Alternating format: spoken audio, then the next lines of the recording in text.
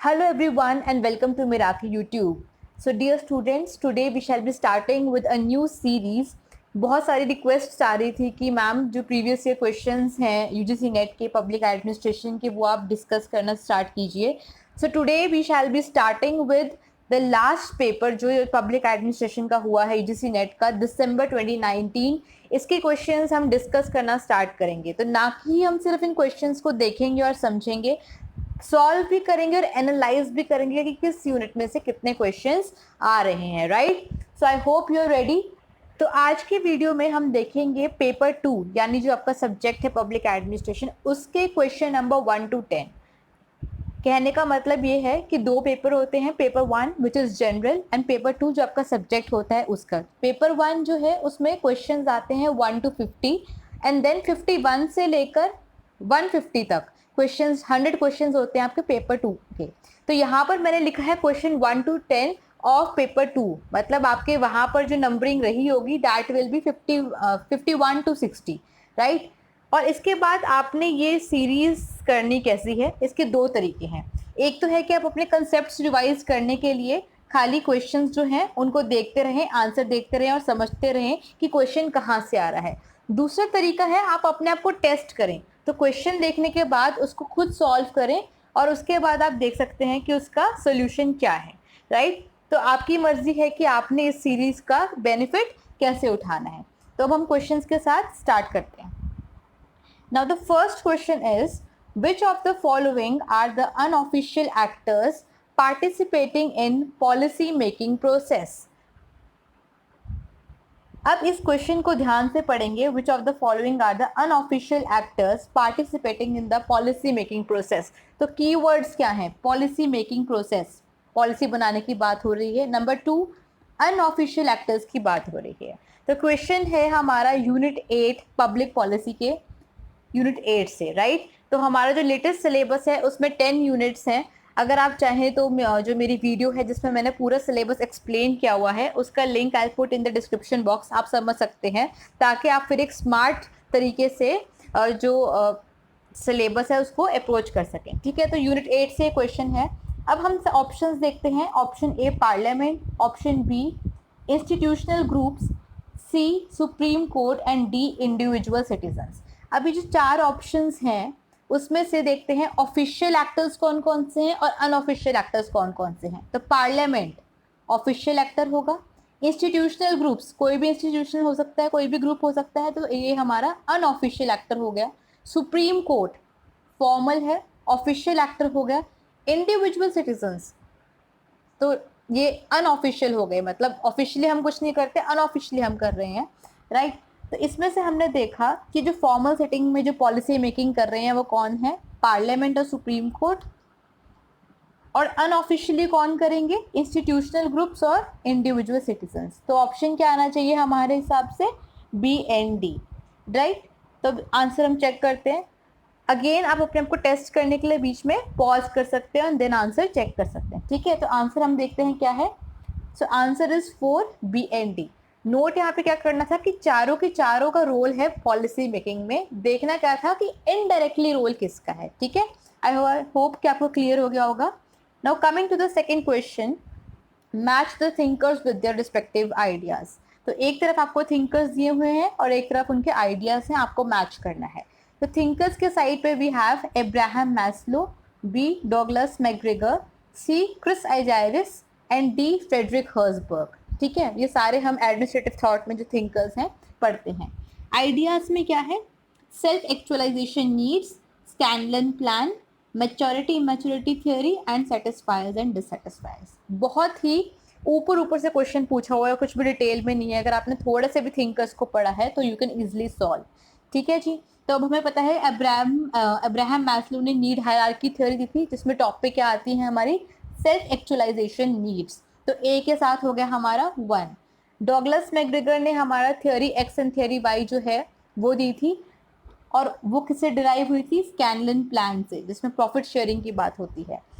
सी के अंदर है क्रिस आइजारिस. इन्होंने क्या दिया था? मैच्योरिटी मॉडल दिया था, जिसमें कुछ प्रपोजिशंस थे कि स्टेट ऑफ पैसिविटी से स्टेट ऑफ एक्टिविटी की तरफ एक इंडिविजुअल बढ़ता है. राइट, तो ऐसे ऐसे कुछ प्रपोजिशंस थे जिसको हम मैच्योरिटी इमैच्योरिटी थ्योरी बोलते हैं। ये किसने दिए? Chris Argyris and D Frederick Herzberg. इन्होंने क्या दिया था? सेटिस्फायर्स एंड डिससेटिस्फायर्स, जिसको हम बोलते हैं मोटिवेटर्स और हाइजीन फैक्टर्स, राइट। तो ये तो हमारा A1 B2 C3 and D4 बन गया। तो ऑप्शंस में देखते हैं, ये ऑप्शन 1 है। तो लेट्स सी द आंसर। जी हाँ, आंसर है ऑप्शन नंबर 1। ठीक है, तो बिल्कुल ऊपर ऊपर से क्वेश्चन है, आपको ऑब्वियसली आना चाहिए अगर आपने थोड़ा सा भी पढ़ा है तो। Now the next question is, who is associated with the model of decision making in which policy change is accomplished through small incremental steps that allow decision makers to adjust policies as they learn from their successes and failures। तो statement बड़ी है तो हम कोशिश करते हैं कि इसमें की वर्ड्स आइडेंटिफाई कर लें। ठीक है, तो पहली लाइन में बात कर रहा है मॉडल ऑफ डिसीजन मेकिंग की, जिसके अंदर पॉलिसी चेंज हो रहा है। कैसे? थ्रू स्मॉल इंक्रीमेंटल स्टेप्स, जिससे क्या हो रहा है? पॉलिसीज़ को हम एडजस्ट कर पा रहे हैं देखते हुए सक्सेस या फेलियर्स को। तो अगर आप ध्यान से पढ़ेंगे आप देख पाएंगे कि डायरेक्टली क्या पूछ रहे हैं कि जो इंक्रीमेंटल मॉडल है पॉलिसी मेकिंग का, वो किसने दिया, उसके साथ कौन एसोसिएटेड हैं। ठीक है, खाली डिसीजन मेकिंग की बात होती तो हम सोचते थे हर्बर्ट साइमन, पर खाली डिसीजन मेकिंग की बात नहीं हो रही, पॉलिसी चेंज की बात हो रही है। स्मॉल इंक्रीमेंटल स्टेप्स, तो इंक्रीमेंटल मॉडल आ रहा है। So we can easily identify. Unit 8 public policy से क्वेश्चन है। ऑप्शन है James March, Herbert Simon, Charles Lindblom and D Thomas Dye. And the answer is 3 Charles Lindblom, right. 3 Charles Lindblom. Coming to the next question, which one of the following commissions recommended abolition of oath of secrecy administered to the ministers? तो जो ministers हैं वो secrecy की oath लेते हैं, काफ़ी सारी oaths होती हैं, उनमें से एक है oath of secrecy, उसको abolish कर दिया जाए, ये किस कमीशन ने कहा? तो this question is from unit 3 Indian administration and options में है MM Punchhi commission, which is Madan Mohan Punchhi commission, Sarkaria commission, third is national commission to review the working of the constitution and fourth is second ARC। तो अब इसमें अगर आप जानते हो तो पंची कमीशन और जो सरकारिया कमीशन है, ये दोनों के दोनों कमीशंस थे सेंटर स्टेट रिलेशंस के ऊपर, राइट। पहले हमारा सरकारिया कमीशन आया था, उसके बाद काफ़ी टाइम कुछ सालों बाद हमारा पंची कमीशन आया था। सेंट्रल स्टेट रिलेशंस की ये बात कर रहे हैं, और अगर आप क्वेश्चन में देखें तो आई डोंट थिंक सो कि वो रिलेट कर रहा है सेंटर स्टेट रिलेशन से। तो ये दोनों ऑप्शन तो आपके डायरेक्टली खत्म ही हो गए। Next comes second commission, national commission to review the working of constitution, मे भी हो सकता है। Fourth is second ARC। अब नेट के पेपर में ARC से बहुत ज़्यादा क्वेश्चंस आते हैं, स्पेशली सेकंड ARC। तो ये जो है इसका आंसर भी हमारा सेकंड ARC ही है। हुआ क्या था कि इन्होंने सेकंड ARC की जो फर्स्ट रिपोर्ट है राइट टू इन्फॉर्मेशन में, उसमें इन्होंने कहा कि जो ओथ ऑफ सीक्रेसी है वो एबॉलिश कर देनी चाहिए, क्योंकि उसके आड़ में उसको रखते हुए कुछ कुछ इन्फॉर्मेशन लोगों के पास नहीं पहुंच पाती, और वो हम इन्फॉर्मेशन हमारा हक है अंडर राइट टू इन्फॉर्मेशन। ठीक है, तो ताकि हमें राइट टू इन्फॉर्मेशन अच्छे से मिल सके, इसलिए उन्होंने कहा कि जो ओथ ऑफ सीक्रेसी है जो मिनिस्टर्स को दिलाई जाती है, दैट शुड बी एबॉलिश। तो इसका आंसर हमारा हो जाएगा सेकेंड ARC कमीशन। तो कभी कभी तो ARC में से बहुत ही फैक्चुअल क्वेश्चन आ जाता है ऊपर से ही कि रिपोर्ट्स जो है उनको आप मैच कीजिए नंबर के साथ, ठीक है, या फिर कभी कभी डिटेल में आ जाता है कि उसमें पूछ लेते हैं कि इस रिपोर्ट में उन्होंने कहा क्या, ये जो सजेशन है, ये जो रिकमेंडेशन है, कौन सी रिपोर्ट में से है। तो आपको एक ब्रीफ आइडिया होना चाहिए सेकेंड ARC कमीशन के बारे में। वैसे तो सभी जितनी भी ये कमीशन है इंपॉर्टेंट हैं, बट सेकेंड ARC स्पेसिफिकली आपको करके जाना है पेपर में, राइट।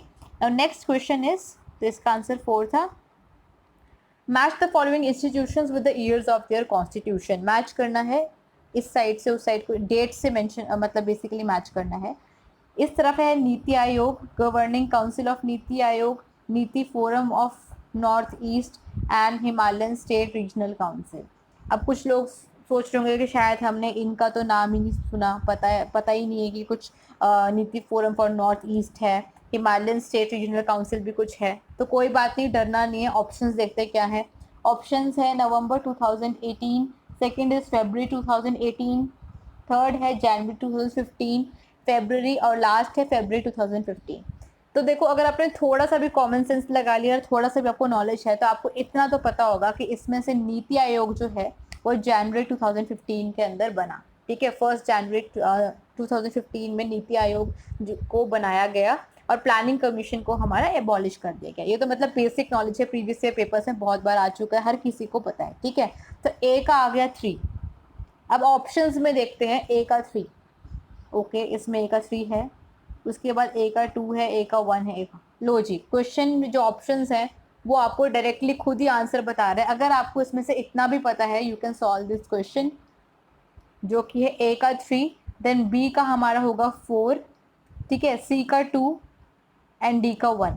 तो ऑब्वियसली पहले नीति आयोग बनेगा, उसी के बाद उसकी गवर्निंग काउंसिल बनेगी, ठीक है। तो जनवरी 2015 में नीति आयोग बना, फिर फरवरी के अंदर उसके अंदर जो उसकी गवर्निंग काउंसिल बन गई।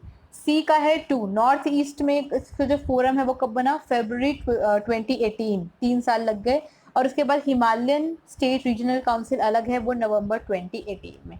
तो यहाँ पे अगर आपको सारे फैक्ट्स नहीं भी पता थे, थोड़े से अगर आप अवेयर हैं तो ये क्वेश्चन आपका सॉल्व ईजिली हो जाएगा, ठीक है जी। Answer is 1।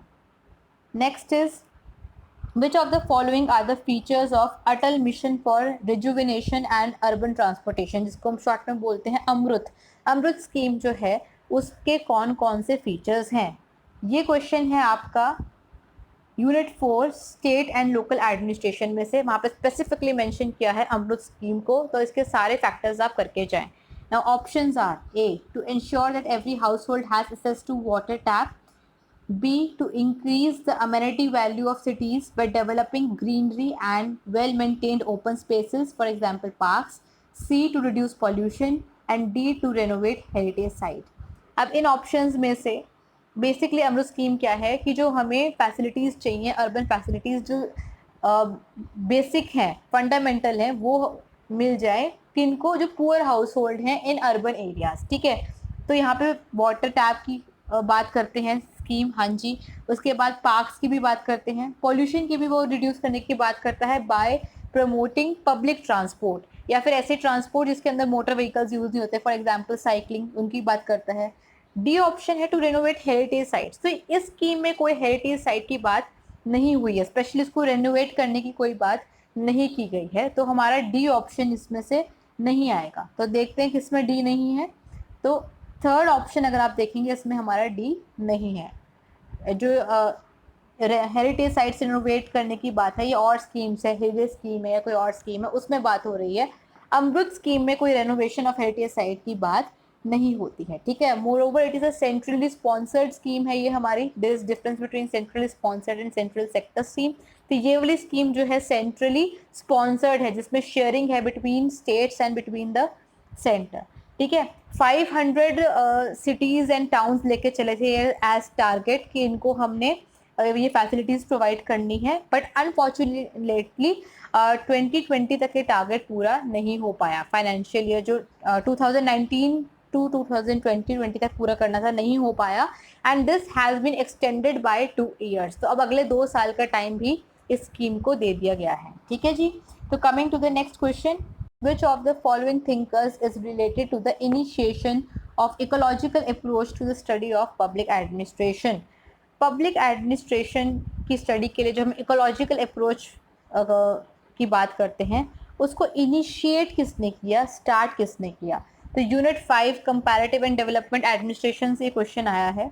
जब हम इकोलॉजिकल अप्रोच की बात करते हैं तो डायरेक्ट माइंड में जाता है फ्रेड डब्ल्यू रिग्स, ठीक है। यहाँ पे ये ऑप्शन में नहीं है, पर अगर ऑप्शन में होता तो बच्चे फ्रेड डब्ल्यू रिग्स को सिलेक्ट कर देते हैं, बट यहाँ पे बात हुई है इनिशिएट, स्टार्ट किसने किया। ये क्वेश्चन हम यूनिट 2 से भी कह सकते हैं, एडमिनिस्ट्रेटिव थॉट, या फिर unit 5 comparative and development administration से भी ये क्वेश्चन बन सकता है। तो ऑप्शंस हैं ली फ्राइडमैन, विलियम ए निस्कानेन, गॉर्डन टुलॉक, और डी 4 है जेएम गॉस। तो इसका आंसर है 4 जेएम गॉस। जेएम गॉस ने ये जो है हमारा स्टार्ट किया था, राइट।